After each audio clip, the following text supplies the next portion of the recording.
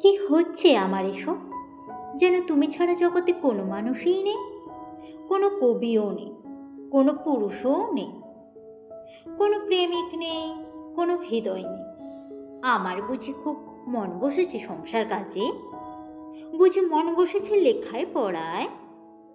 আমার বুঝি ইচ্ছে হচ্ছে হাজারটা পড়ে থাকা কাজগুলোর দিকে তাকাতে, সভা সমিতিতে যেতে।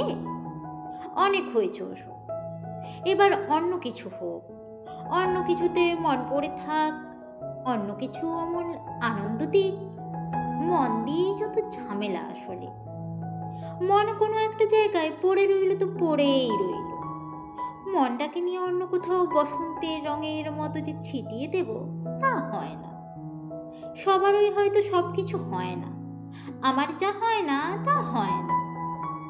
তুমি কাল জাগালে, গভীর রাত্রিতে ঘুম থেকে তুলে প্রেমের কথা শোনালে। মনে হয়েছিল যেন স্বপ্ন দেখছি। স্বপ্নই তো, এ তো এরকম স্বপ্নই।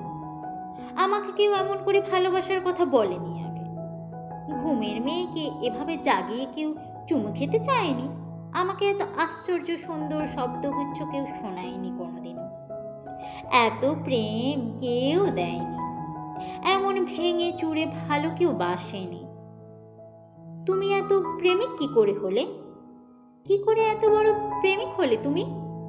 এত প্রেম কেন জানো? শেখালো কে? যে রকম প্রেম পাওয়ার জন্য সারা জীবন অপেক্ষা করেছি, স্বপ্ন দেখছি, পাইনি। আর এই শেষ বয়সে এসে যখন এই শরীর খেয়ে নিচ্ছে 101টা অসুখ পোকা, যখন মরে যাব, যখন মরে যাচ্ছি, তখন যদি থোকা থোকা প্রেম এসে ঘর ভরিয়ে দেয়, মন ভরিয়ে দেয়, তখন সব কিছুকে স্বপ্নই তো মনে হবে, স্বপ্নই মনে হয়। তোমাকে অনেক সময় রক্ত মাংসের মানুষ বলে মনে হয় না। হঠাৎ ঝড়ে উড়ে হৃদয়ের উঠোনে যেন অনেক প্রত্যাশিত অনেক কালের দেখা স্বপ্ন এসে দাঁড়ালে। আগে কখনো আমার মনে হয়নি ঘুম থেকে অমন আচমকা জেগে উঠতে আমি আসলে খুব ভালোবাসি।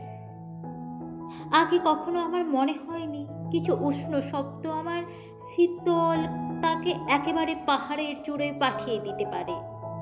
আগে কখনো আমি জানিনি যে কিছু মোহন শব্দের গায়ে চুমু খেতে খেতে আমি রাতকে ভোর করতে পারি।